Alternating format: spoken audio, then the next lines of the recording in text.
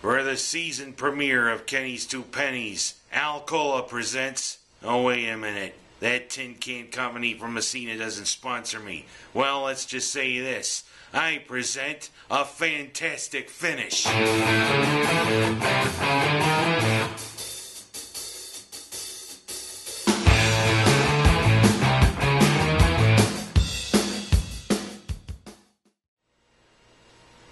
Cuse Nation, it's time for another season of Syracuse football. And what a way to kick it off last night. The Wake Forest Demon Deacons from the ACC invaded the Loud House last night. But the truth is, the last few years against ACC teams, it's been a house of horrors for the Orange. And everybody remembers last year how it was when SU played their Big East Bows in the Loud House. It was a house of horrors. And the way Syracuse started out last night's game, it looked like it was going to be a house of horrors again. This didn't look like the team that won the Pinstripe Bowl last year to cap off the season.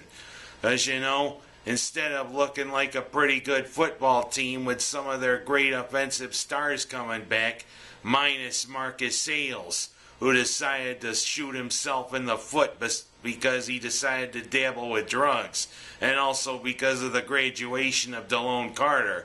You know, I thought this offense was going to do pretty good, but you know, this offense looked like Ed Norton for much of the first half. If you want to let me show you, I'll show you.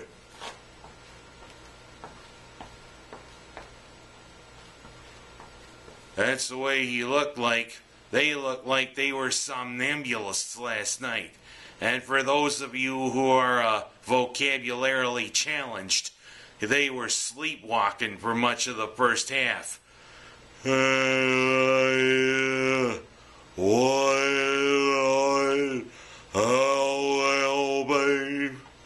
Finally, on their fifth possession, and after Wake Forest had kicked 2 field goals, it could have almost been 9-0 had the kicker not screwed up 2 straight field goal attempts, because we committed a penalty and they committed a penalty back.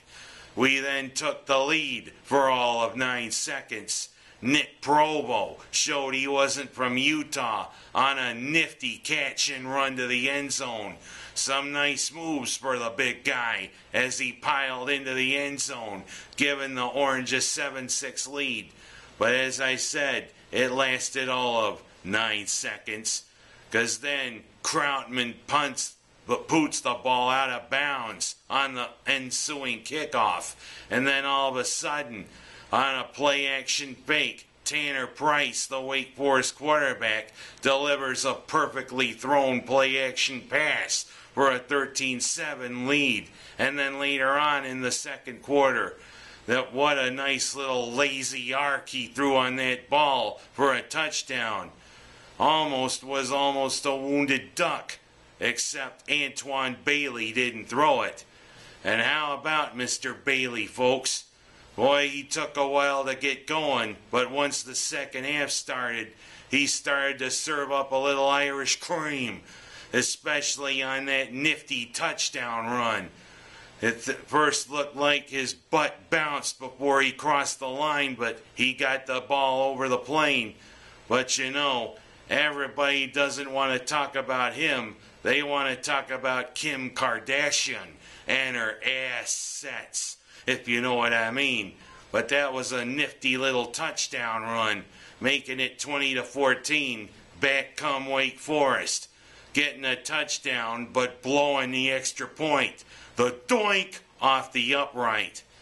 And then after Syracuse up the ball there on the ensuing possession, they kick a field goal and it's 29-14 early in the fourth quarter. But then it was like Dr. Frankenstein worked his magic on the Orange. Zzz. Oh, it's alive. It's alive. It's alive.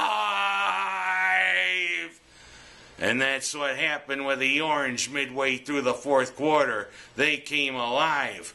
What a hell of a drive there, and a nifty little play-action touchdown pass to the fullback, Adam Harris, who showed he wasn't no captain, if you get my drift with the Police Academy movies, scoring, making it 29-21, holding Wake Forest, who had Tanner Price go down with an injury, and then their backup came in, holding them to a 3-and-out, then a punt, and on the ensuing play, if Bailey served up a mudslide on that touchdown run earlier, he served up some Irish cream on that run, a nifty little run to the outside and down the sideline. And then on the 2-point conversion, Van Charleston Chew decided to chew up the turf, and he got it just before he dived out of bounds, and it was a tie game. And then on the ensuing possession, Syracuse picking off the ball, good old Kevin Scott. But then they get down there, and with about 2 minutes to play, Krautman comes in. He had been tied with great old Gary Anderson for the most consecutive field goals made in school history. And you know, that's some pretty elite company to be tied with, knowing how great he kicked for the Orange and how a long and great NFL career he had. But Krautman blew it. But I almost wonder if the announcers blew it for him. They mentioned the record, and guess what? He goes out and gets the kick blocked. Wake Forest can't do anything on the ensuing possession, and then it goes to overtime. And right on the first possession, because Syracuse wound up getting the ball first because Wake Forest deferred. But Syracuse struck first. Van Chew with another one of those ground-hugging catches right there in the corner of the end zone, front court. Pardon me. I had a little problem with my throat there. Right in the front corner of the end zone.